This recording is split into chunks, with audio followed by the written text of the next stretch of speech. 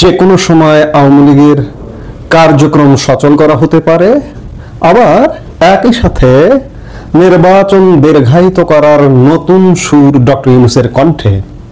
এই প্রসঙ্গগুলো নিয়ে আপনাদের সামনে এই মুহূর্তে কথা বলতে চাই।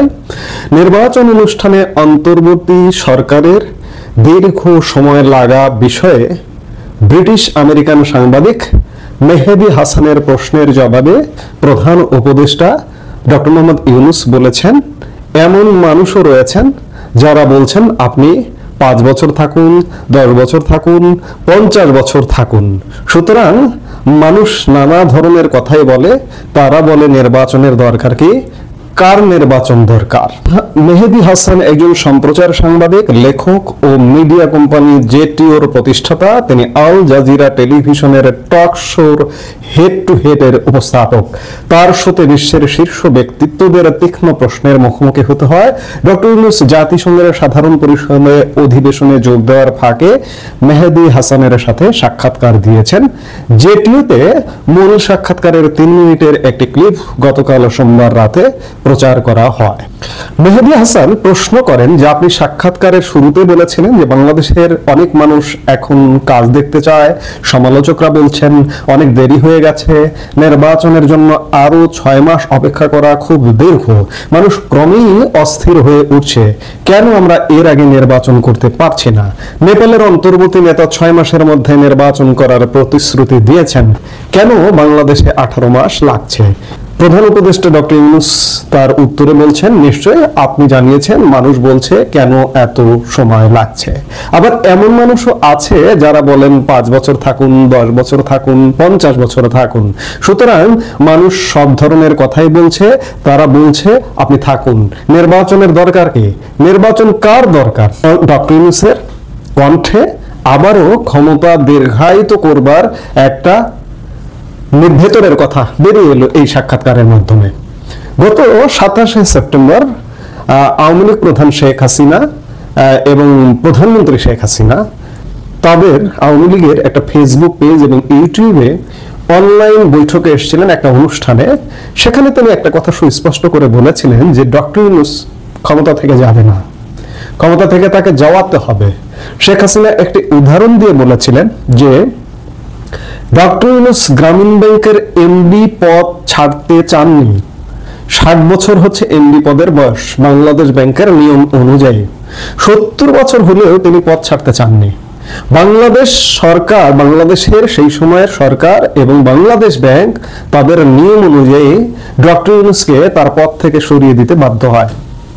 ডক্টর ইউনূস প্রতিহিংসা পরায়ণ হয়ে আমাদের পদ্মা সেতুর অর্থায়ন, বিশ্বব্যাংক অর্থায়ন বন্ধ করে দিয়েছিল। পদ্মা সেতু আমাদের বাংলাদেশের নিজস্ব অর্থায়নে গড়ে উঠেছে, বিশ্বের বুকে অন্যতম একটি শ্রেষ্ঠ স্থাপনা। এই যে বিশ্বব্যাংক যে অর্থায়ন বন্ধ করলো, এর পেছনেও ডক্টর ইউনূসের হাত আছে বলে বলা হয়। তাহলে চিন্তা করুন যে ডক্টর ইউনূস কেমন, যে একটা গ্রামীণ ব্যাংকের পদ থেকে তাকে সরিয়ে দেওয়া হয়েছে। পদ্মা সেতু কার? আওয়ামী লীগের। আওয়ামী লীগের বাবা। পদ্মা সেতু বাংলাদেশের, কিন্তু এটার বাস্তবায়নকারী সরকার ছিল আওয়ামী লীগ সরকার। সেই পদ্মা সেতুর অর্থায়ন বন্ধ করে দিয়েছে ডক্টর ইউনূস। কাজেই ডক্টর ইউনূস ক্ষমতা থেকে খুব সহসা যাবেন না, যার কারণে তিনি বলছেন যে আগামী ফেব্রুয়ারিতে নির্বাচন। আবার তিনি বলছেন যে আমাকে 5, 10, 50 বছর মানুষ চায়। আবার গতকালকে আরেক বৈঠকে নিউ ইয়র্কে ডক্টর ইউনূস বলেছেন যে কিছু আন্তর্জাতিক মহল বাংলাদেশের আসন্ন জাতীয় সংসদ নির্বাচন প্রক্রিয়া বাধাগ্রস্ত করার চেষ্টা করছে। তিনি বলেছেন সামনে কয়েক মাস অত্যন্ত গুরুত্বপূর্ণ। কিছু শক্তি রয়েছে যারা চায় না নির্বাচন হোক। আমরা জানি না তারা কার হয়ে কাজ করছে। বিপুল পরিমাণ অর্থ ঢালা হচ্ছে, যার সুবিধাভোগী রয়েছে দেশের ভেতরে ও বাইরে, তারা সুসংগঠিত। এটাই সবচেয়ে বিপজ্জনক বিষয়। সোমবার নিউ ইয়র্কে এক হোটেলে রবার্ট এফ কেনেডি হিউম্যান রাইটসের সভাপতি কেরি কেনেডির নেতৃত্বে শীর্ষ মানবাধিকার প্রতিনিধি দলের সঙ্গে বৈঠকে এসব কথা বলেন প্রধান উপদেষ্টা।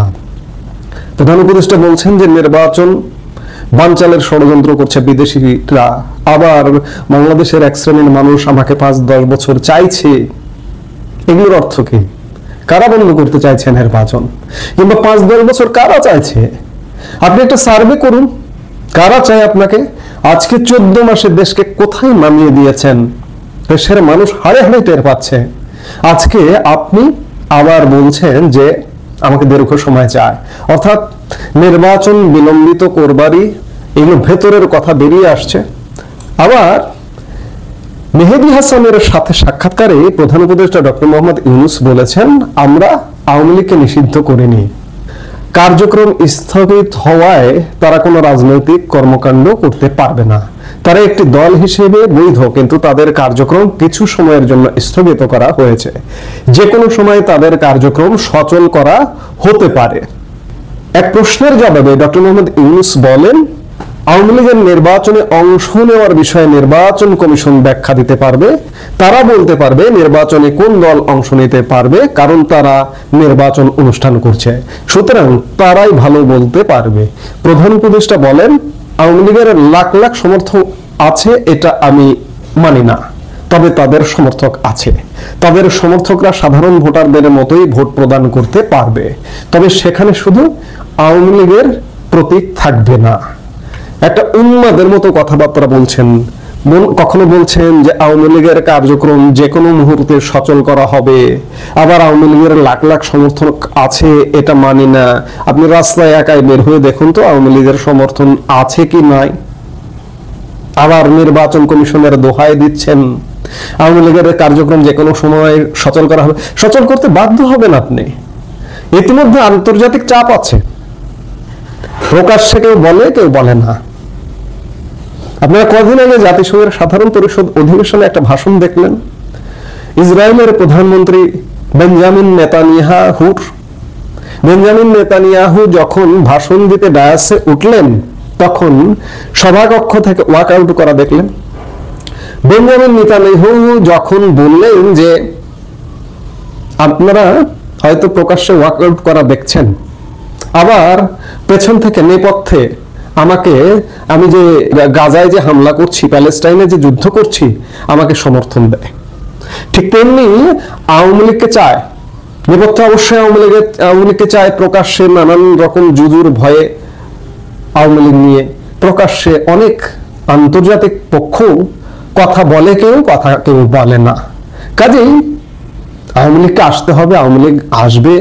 আপনি ডক্টর মোহাম্মদ ইউনূস, আপনি 5 বছর আপনাকে বাংলাদেশের মানুষ ক্ষমতায় রাখবে না। ইতিমধ্যে এই যে সাংবাদিক মেহেদী হাসান প্রশ্ন করেছেন, মানুষ অতিষ্ঠ হয়ে গেছে। উদাহরণ দিয়েছেন নেপালে 6 মাসে ইলেকশন করা যাচ্ছে, আপনি করতে পারছেন না। আপনি সদুত্তর আসলে দিতে পারেননি, আপনার সদুত্তর নেই, আপনি দেবেন কোথা থেকে? কাজেই মোদ্দা কথা হলো যে আপনি যতই স্বপ্ন দেখুন না কেন, আপনি 5-10 বছর থাকতে পারবেন না। আওয়ামী লীগ আসবে, আওয়ামী লীগকে নির্বাচনে অংশ নেওয়া না নেওয়ার নির্বাচন কমিশনের অজুহাত দেবারও কোনো কারণ নেই, সবই ঘটবে, জাস্ট একটা সময়ের অপেক্ষা।